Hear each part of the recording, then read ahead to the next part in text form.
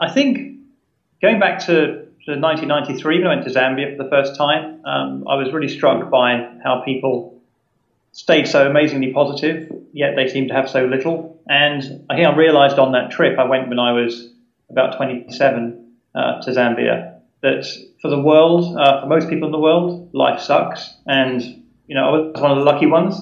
And I could easily have been born on the other side of the fence. So there was really nothing that really stopped me from being one of those people. I just had luck of the draw.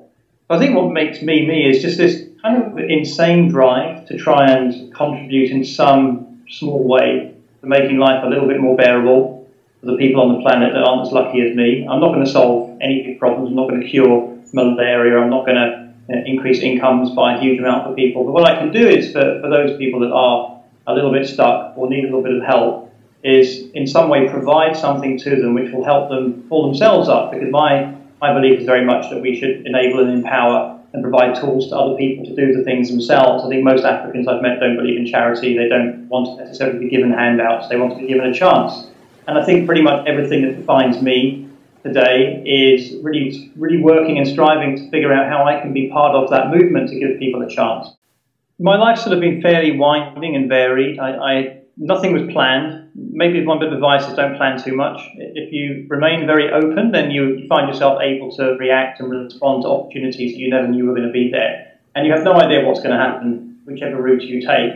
You never know what's not going to happen if you don't take a certain path. The big ones have been the random lunch in a pub that I shouldn't have been in at a random time, hearing about a trip to Africa in 1993, which kind of really changed my emphasis of my life. I was working in merchant banking and IT at the time and was engaged and headed down a fairly traditional life path.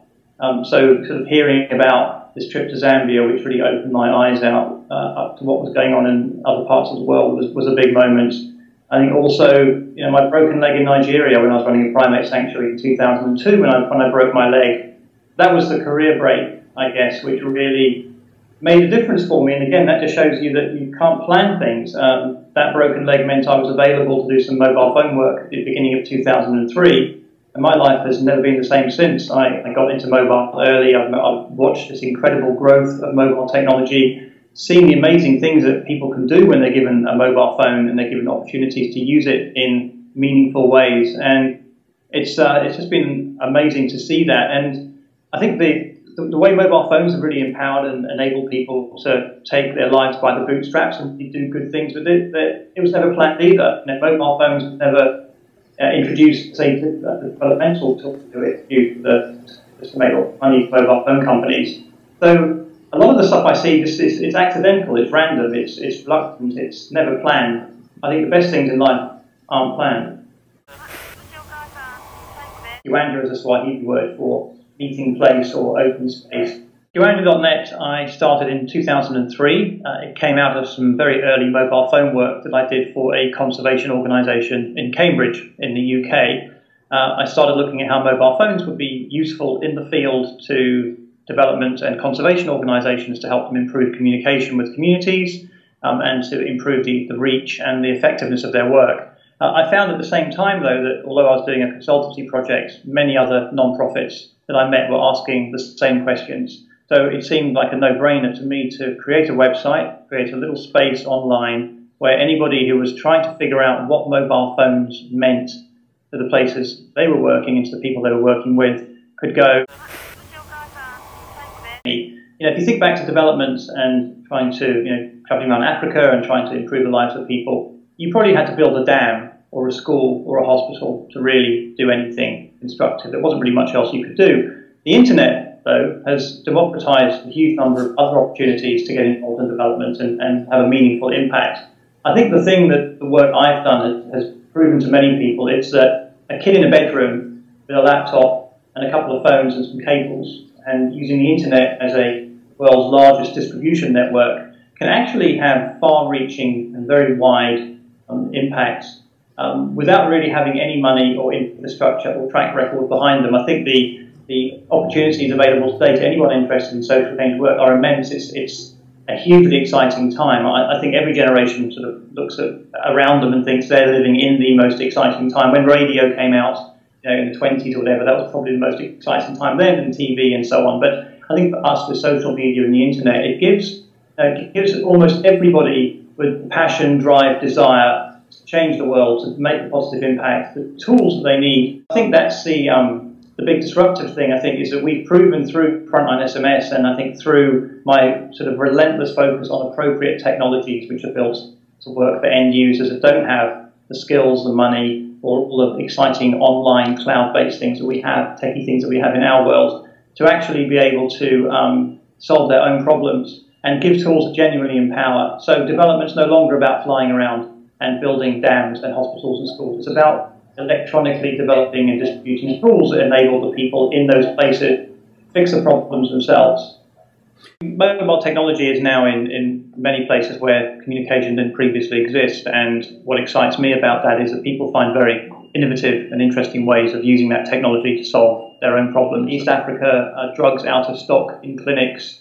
East African governments used to claim that essentially required drugs, anti-malaria drugs, drugs to fix diarrhea and so on, were easily available when needed. But non-profits on the ground used text messaging and mobile phones to get people to text in when they couldn't get hold of drugs that governments felt were available. The information was pulled together, amalgamated and mapped, and then presented back to those governments, who could then see there was a problem and then fix it. So people's lives are saved that way. I think when you look at things like the Nigerian elections, our software was used in 2007. The first time it's believed, in fact, that Nigerian non-profits monitored their own elections with mobile phones. It was a bit of a groundbreaking moment.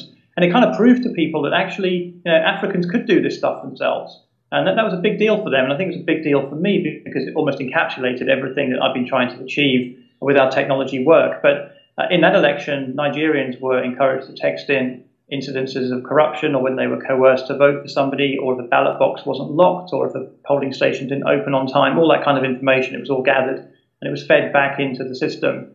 So you kind of got the international opinion on what was going on, but you also, for the very first time, got everyday Nigerians who had gone through that process actually inputting into how they felt it had gone, and that was a really big deal. We have security alerts for field workers in Afghanistan, people traveling around Helmand province can get text messages alerting them to any security issues or Taliban roadblocks. I mean, that's clearly critical if you're working in a place like that. We have people reporting malaria, incidences of malaria, women in Egypt reporting sexual harassment. We have domestic violence against women helplines or projects using the software as well. So I think as with many things, the software is relatively neutral and benign. It's how you use it that's important. So while we use it to get football scores and order pizza, people around the world are figuring out how to get drugs in places where they're needed and to help people report corruption and so on. I would say that live curious, as National Geographic say. It's one of the things I love about the work that they do. I think as children, we're inherently curious about things, why things work, why things don't work, why things are the way they are. As we become adults, we become less curious. I think we tend to accept the status quo a little bit too much. So I would say, one of the main things is be curious about things, question things, and put yourself into an environment where you can actually learn about really what's happening out there. If you're interested in particular types of projects or particular subjects or incidences or injustices or anything which bugs you. I mean, there's something out there that bugs everybody, right? And many people just decide not to do anything about it. They just sort of let it pass by. Other people are a little bit more reluctant to do that and decide they want to try and get a bit more involved. So I would say, remain curious, immerse yourself in environments where you can really learn what's going on and figure out what's going on, and be brave with decisions. There's no such thing really now as a job for life. I think we've kind of moved away from that. There's plenty of opportunity out there. There's enough poverty to go around if you're interested in trying to solve world poverty and try to make people's lives a little bit better. You don't need lots of money. In fact, you don't need any money. All you need is an idea and a huge amount of passion to drive it forward. And I think that, for me, I've just relentlessly pursued the opportunities that I've had. So whenever I do any writing or whenever I'm asked to speak at a conference or do anything, in fact, I treat it as if it was the first time I'd been asked to do anything. That first time when you're absolutely pumped and you're nervous and you want to make the best possible impression. It doesn't matter if you gave a great speech 2 weeks ago.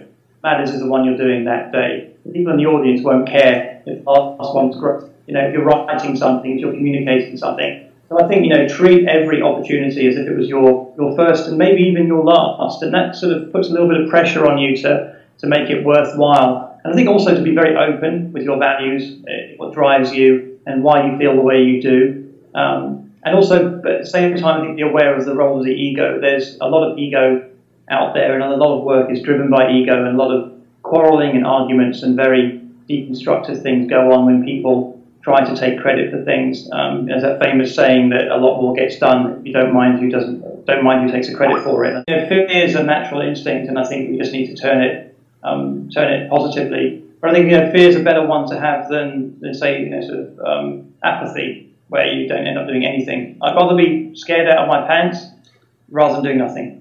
We're only here for a split second of time in the grander scheme of things. We won't get a second chance.